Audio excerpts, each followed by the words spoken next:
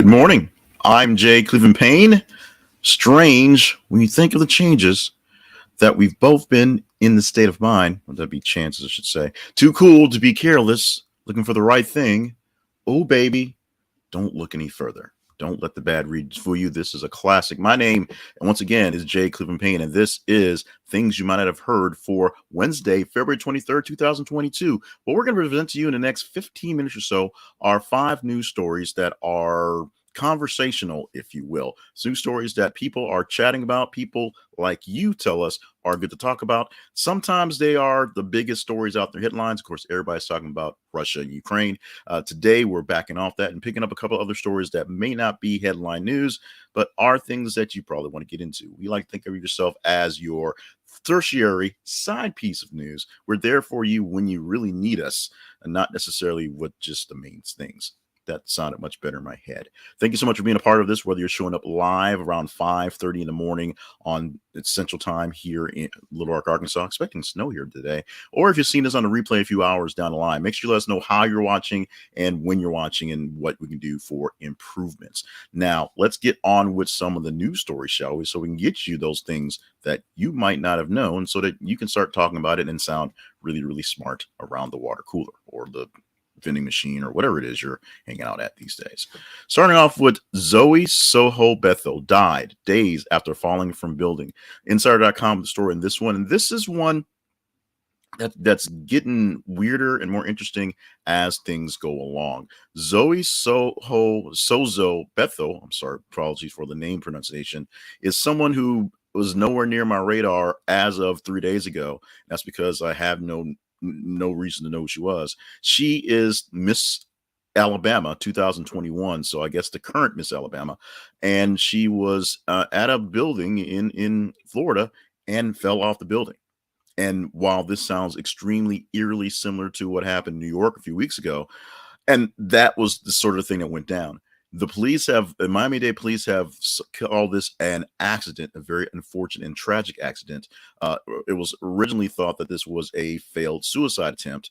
Whether that is the case or not, we may never truly know. But we do know that a beautiful young woman, also known as in circles as a conservative commentator, conservative activist, a black woman who is staunch conservative, at least, growing in those circles of speaking, and dying a few days ago from a falling building in Miami. Very sad, very tragic. As I said, original reports were saying that what it was an attempted suicide attempt. She didn't die instantly. She died later on. But we'll know more about this as I dig deep into it. Her family have asked for lots of prayers for the entire family, people going through this. It's an interesting story that I have to dig deeper into myself personally, because as I said, I knew nothing about her until this happened, and then it blew up into something else. This was unlike the story of the correspondent for the TV correspondent in New York who was on TV like that day when it happened. This is someone that not a lot of people have known about yet, but we'll get to figure out more about her as days go by. Let's move on to another story. The next story is this one. Rosie O'Donnell apologizes to Priyanka Chopra after thinking her father is Deepak Chopra. etonline.com, the source of this news story, where we got this from. But this is something that's blown up all over the place. And what seemed to make it worse was the apology was one of those, I'm sorry you feelings got hurt type things. Rosie O'Donnell, like everyone else, has, podcasts and video casts and all the other casts, because there's way too many sources of media.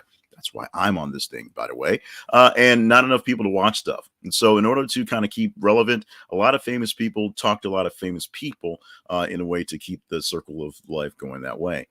Rosie O'Donnell did a interview with Priyanka Chopra, of course, married to Nick Jonas, that handsome devil, and thanked her. Talked about, her famous father, not realizing, not having any do any research, not doing a basic Google search, that Deepak Chopra, the self-help guru, is not her father. They not related. They got the same last name, and they can be found similarly close in the phone book, but they don't know each other. They ain't like that. She tried to apologize, and it just sort of got worse from there. Do your research. Do your research. Rosie O'Donnell, who spent many years on talk shows and many years on things like The View and commentary, going back and forth on whether she's a good gal or a bad gal in that world, should have had somebody did a little bit of research. Google search. Deepak Chopra is not the daddy of Priyanka Chopra. They ain't in the same league.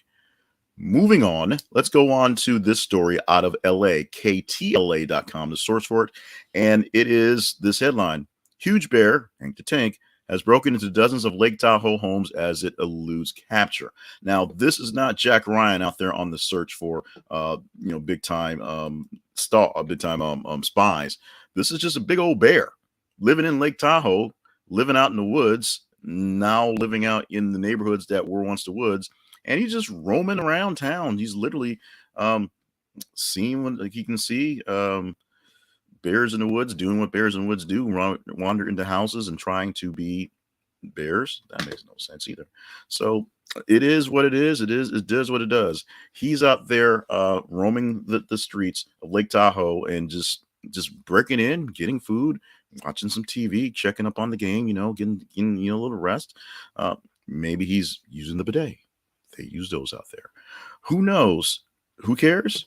You guys care, because this is a conversational story that you guys picked in the range. We'll explain how this got to be so conversational. But this is just one of those odd stories that takes your mind off Ukraine and coronavirus and Donald Trump maybe running for a second term to run for president. These are sort of things that right now no one's gotten hurt, which is a good thing.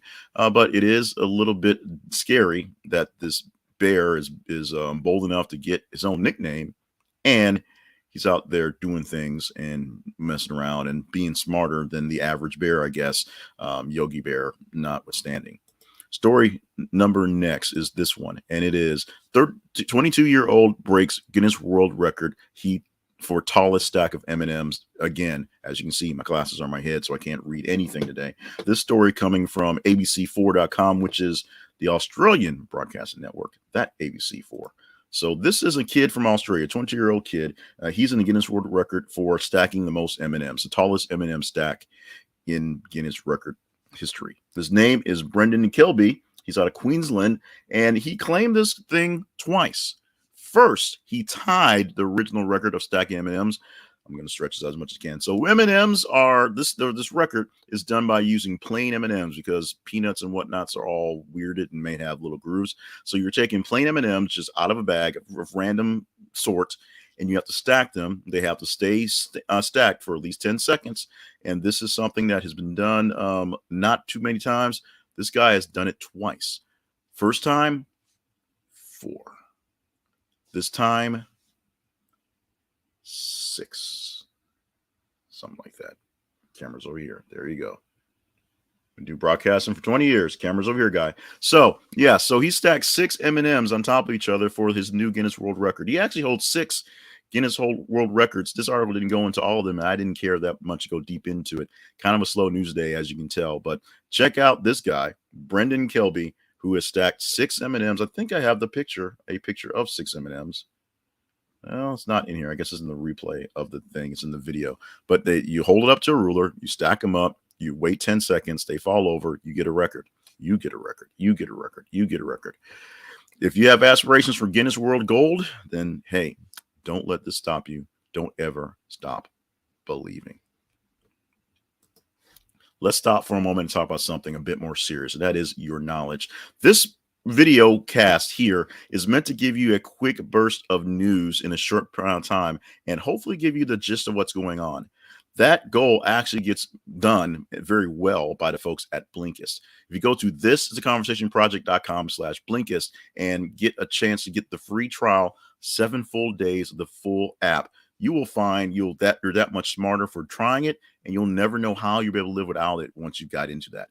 Using Blinkist, I'm able to actually read more books, which is the whole point of it, but I read at least 2 books a day. And how is that done? Blinkist breaks down nonfiction and autobiographical books into the most important parts of the story, the most important information, and puts them into blinks, big topics. So a story that's maybe a 9-hour read can be broken out into 8 or 9 different blinks, the main topics, which can be read or listened to audiobook wise in about 15 minutes. That's how I can read a book before the morning, before I get out of here to head out to work, and a book at night before I go to bed. All the great books, nonfiction books that you know and love, and all the great autobiographies are there or coming. They do the best they can to mix them up as quickly as possible and do very, very great readings and very great summaries of the books. So check it out by going to thisisconversationproject.com/Blinkist. You will get a free trial of the 7 full days of the full app, and we get a slight little bit cut off that for this affiliate link. This link is an affiliate link, as I've just said. So we get a little bit, but you'll see no difference, and you'll see the difference in your learning, in your knowledge with Blinkist. Our final story of the day that you said was kind of conversational, and we agreed with it, is another Cardi B story. She is back, and this isn't exactly the beef with Candace Owens, but this is why Candace Owens is beefing with Cardi B. Cardi B says she's, quote, not really, unquote, on NATO or Russia's side amid Ukraine crisis. TheHill.com is our source for this one. And they asked her, or she was asked in an interview, because she's, beefing with conservative commentators and has this following that people really care about what she has to say about these things. They asked her what she really thought about this. And she basically said, I have a following of a lot of people who care about what I say about these things, and I don't want to get killed for these things. I don't want to get beat down for having an opinion and not being informed on things, basically because she likes being informed. But her opinion, her thoughts on this is simple. She's not really pulling for NATO. She's not really pulling for Russia. She's not really, pulling for Ukraine itself. She's pulling for the citizens of the world, Ukraine directly, because that's where the fighting may happen. But she's not really pulling for a Biden versus Putin type thing. She has the love for the people that want peace and not all the craziness that's happened because of geopolitical politics. That's a pretty solid thing to say, especially for people who don't think she's very smart, and she proves it by showing exactly how smart she is. So you can love or hate Cardi B. Some of the oddest thing about Cardi B, I worked with a radio talk show host a few years back, and he's staunch, super duper, a conservative, mini Trump like. He loves Cardi B so much, it's just amazing. Whenever she says something, he goes off on tangents of what he's doing, and what's odd is he's got her back. He really has her side. She may be more or less liberal. He may say things and fall on the wrong side of his real politics. But this is a person, Cardi B, a singer, performer, that he had so much respect for her background and for saying what she means and saying it in intelligent manners, even if he disagrees with it, that he stands up for anything Cardi B stands for. I mean, he's a 65-year-old white dude who loves him some Cardi B, and he will pump the music out of his office, every so often. Say, hey, Jay, check this out. It was weird. But yeah, Cardi B saying something that, she's saying she's not smart enough to get into this, but she is smart enough to know that the people that are going to be hurt are not generals at NATO or either Vladimir Putin. It is actual real people. And so she wants to stay out of it because she's not really picking either side. It's not quite Celtics versus Lakers, but it is something that is pretty big, makes a lot of noise, and means a lot to a lot of people. So let's get one more story in as I load that up. This is going to be our teaser story for the day, and so this video is running through the whole thing, so it's really a bit distracting. So bear with that one.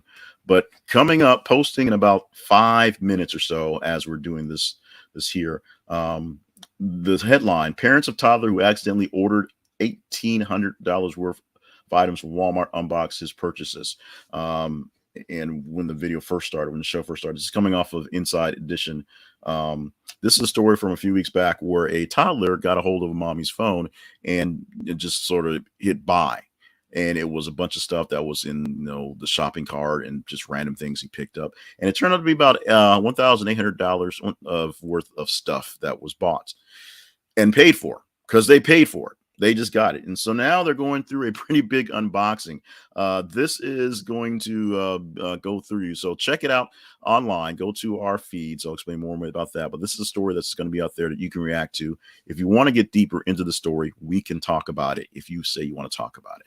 So how does that happen? Here comes the very poorly timed transition. But hey, when you're doing it all by yourself, sometimes what works is what works. So we have four sites that we want you to check out, four places you want to be involved with things you might not have heard. First is this is a conversationproject.com. That's the home for the Conversation Project. This thing here, which for about 8-9 years, I've been working on trying to find the best news stories, as in most conversational news stories, and get conversational bits and pieces, get stuff from people out there around the world.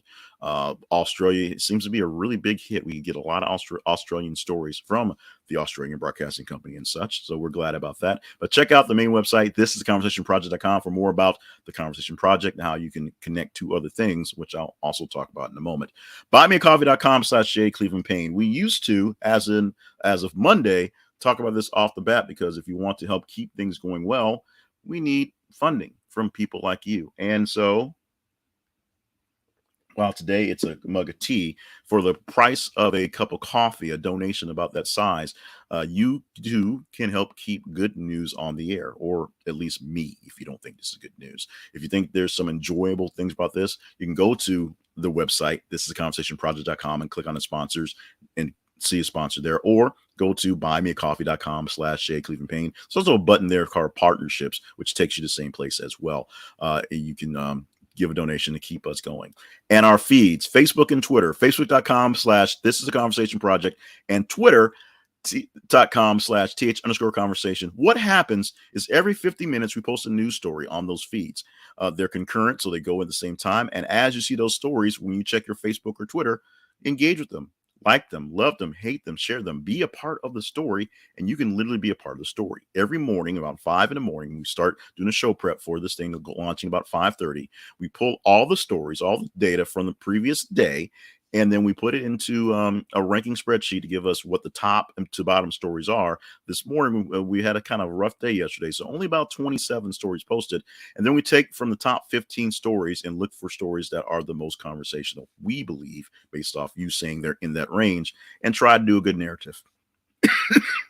Some days is better than other. Some nights have more good stories. Some days are just a whole lot of things that, yeah, we suspect their sources and the stories as well. The whole point is to have a greater conversational story here. So for this thing that people have people call this basically the morning show, things you might not have heard, is a way to basically get you some morning stuff going in there on your way to work, on your way getting set up for working, ready for your day for school.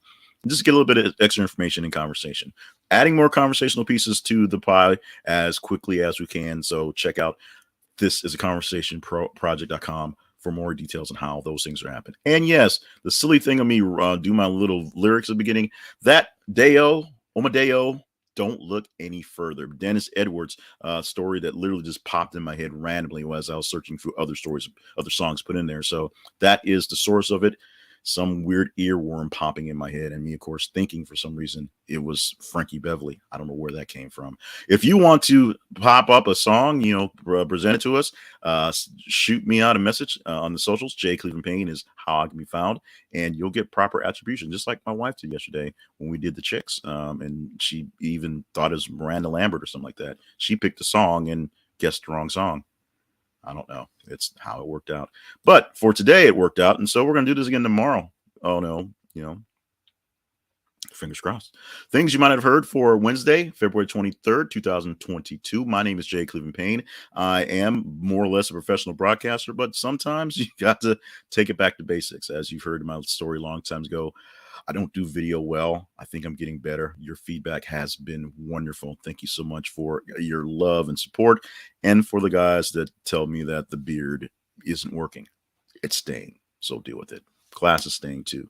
Follow the feeds at facebook.com/This is a Conversation Project and twitter.com/TH_conversation. Make sure you are voting up, voting the stories we'll talk about, and we will see what we'll talk about, including whether the story on the kid buying $2,000 worth of stuff from Walmart on his parents' credit card and seeing what they actually showed up with. See if that turns into a thing tomorrow here on Things You Might Not Have Heard.